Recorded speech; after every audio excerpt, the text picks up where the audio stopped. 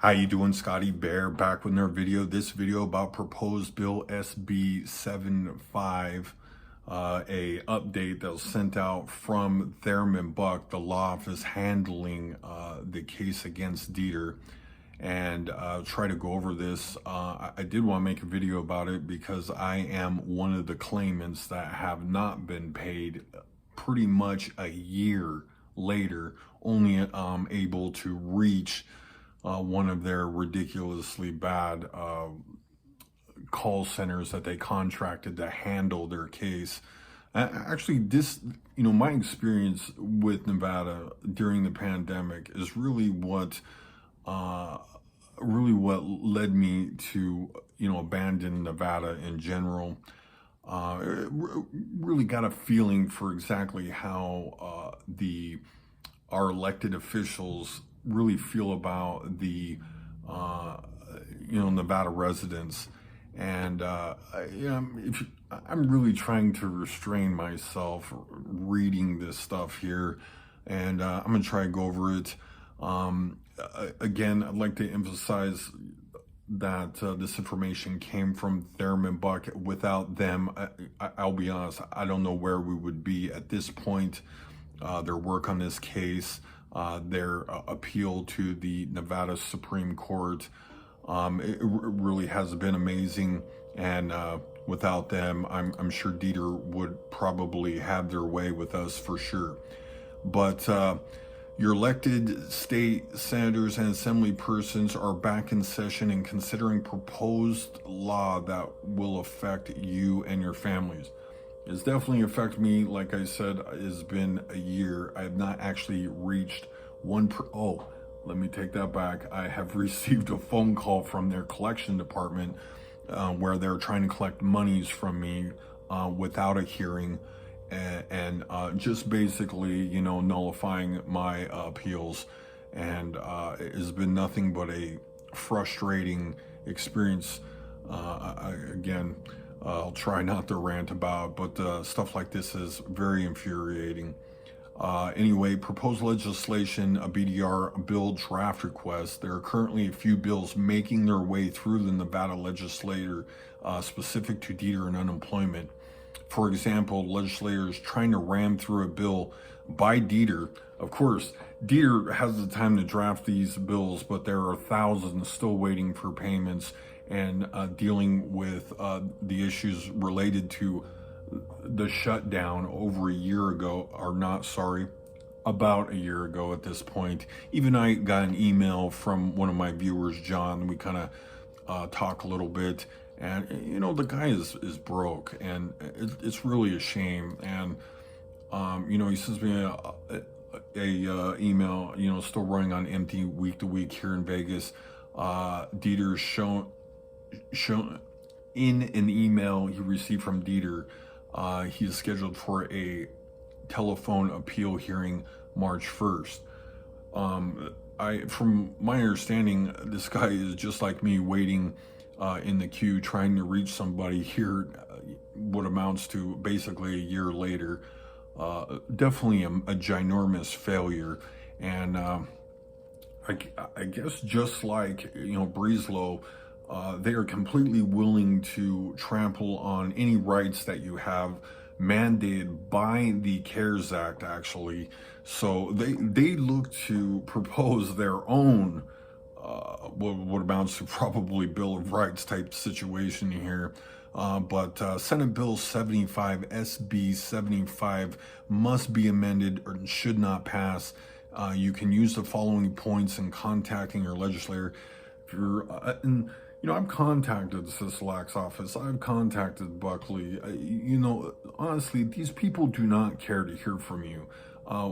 Again, this really led to me leaving in Nevada because, Sisolak, with all these, meetings, all these appearances on the internet and whatnot, and no one is paying any attention to again, thousands of claimants that are dealing with stop-start issues, non-payments, appeals being thrown out, getting payments, and then, right after, with getting emails about overpayments. It's a complete disaster. But no, what they want to do, they want to trample on your rights some more. I mean, certainly America is not the place it was 1 year ago. It really has changed.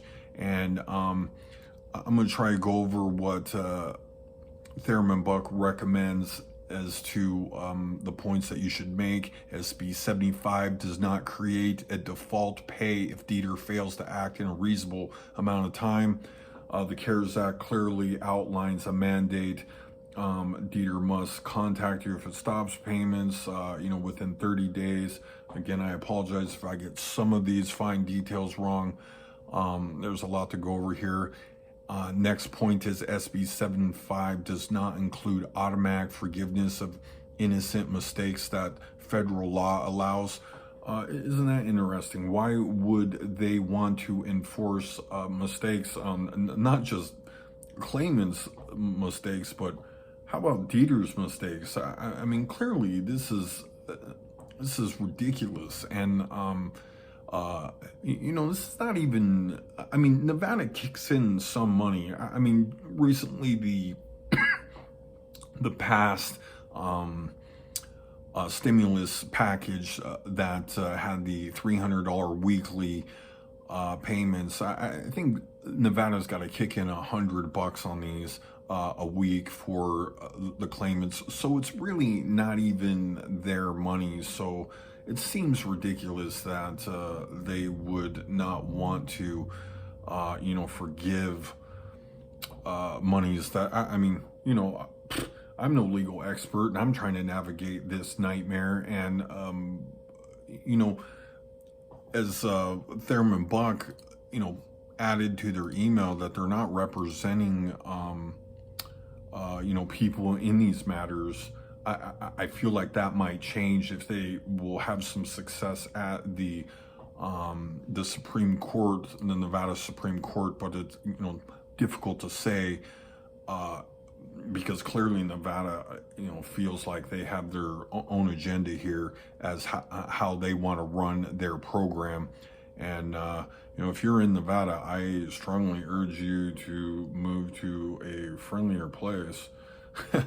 But we'll try to go on here. SB75 does nothing to protect state or individuals from fraudulent payments, such as mandating payments of questionable identity or IP address printed on checks only redeemable in Nevada banks or check cashing facilities, thereby making the bank the guarantor of the signature instead of DETR.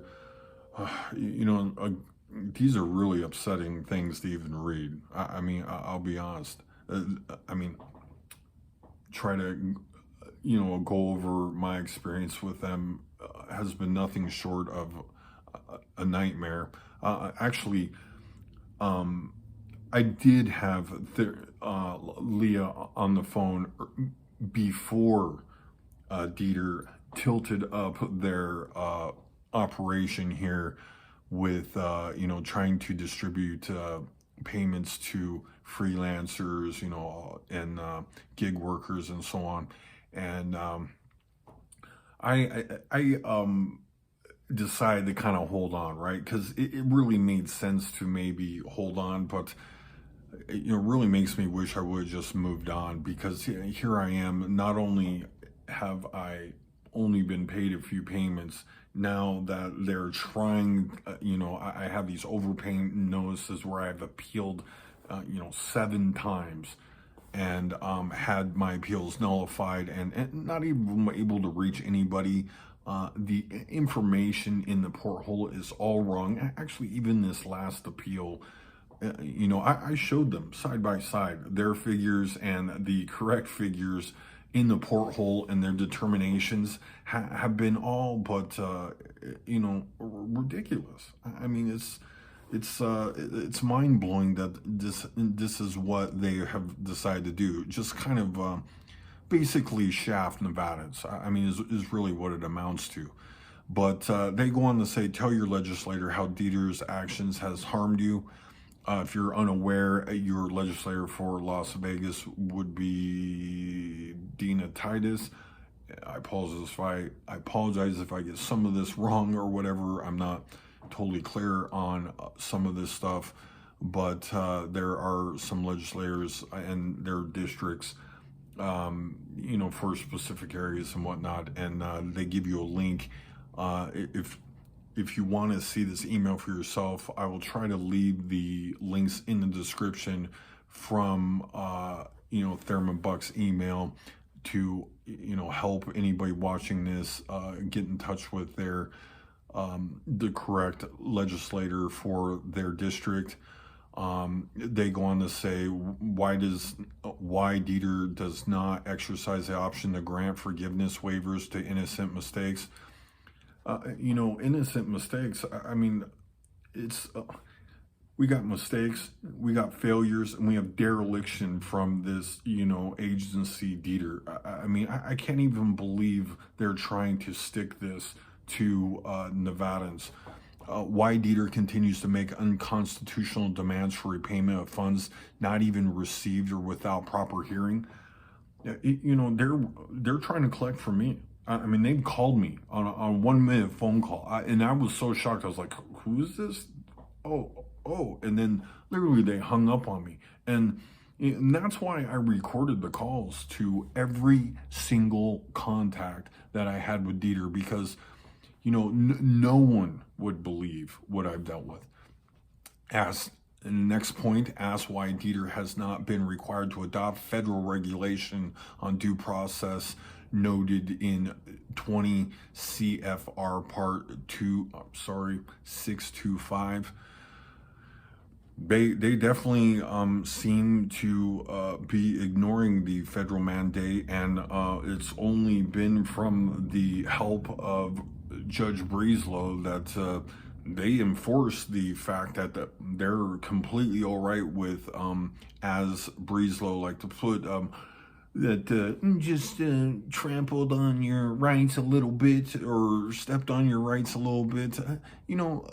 The tie should go to the Nevadans here. I can't even believe that people are having to fight for money that is clearly theirs. Next point would be ask for claimant advocates section of DETR with law students or impartial neutral people, those jobs to help you, not DETR. We need lawyers. We need help. We need lawyers. And kind of, if you watch some of my videos, I have, put up a GoFundMe for claimants. Obviously, there's a lot of people struggling with money and funds and stuff like that. So it makes fighting for these causes extremely difficult, for lawyers and, people dealing with this. Last point would be require DETR to provide a physical or post address so there is a place to file an appeal with DETR. Cuts off the electronic appeal process on its porthole or locks you out. That's a great point too. I've had nothing but problems with their system crashing, not available.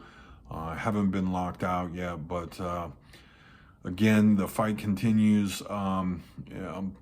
I'll be making videos about this as, trying to document my experience with DETR and their dereliction of their ability to, pay Nevadans, help Nevadans, the exact opposite of what Sisolak and many of our elected officials in Nevada have touted, and it's been very disappointing to say the least. Please, if not because of me, but please share this video, with legislators out there. I will be absolutely campaigning directly against these people with videos exposing the truth the best that I can, being not very educated about this part of the situation. I mean, I'm just a freelancer trying to make my way in this world. Have a wonderful Friday morning.